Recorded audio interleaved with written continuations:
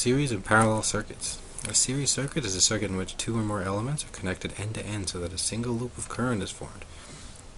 Alright, and look at the two examples there. A parallel circuit is a circuit in which two or more elements are connected so that each has its own path.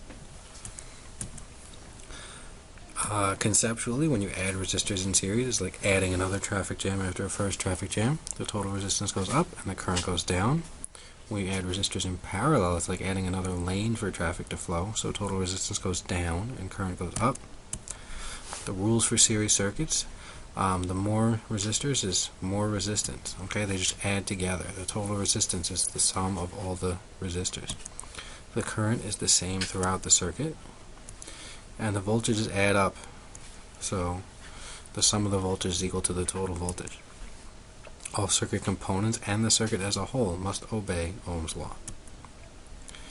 And here's an example of a series circuit. Notice the current's the same throughout the circuit, and notice the potential difference represented by height here is different for each resistor. For parallel circuits, the equivalent resistors, more resistors means less resistance, so we add them up using the equation 1 over equivalent resistance equals 1 over R1 plus 1 over R2. The currents add up to the total, and the voltage is the same for each resistor. Here's an example of a parallel circuit. Notice the voltage is the same across them, but the current is different for each part. The junction rule, the total current that flows into a junction must be equal to the current that flows out of the junction.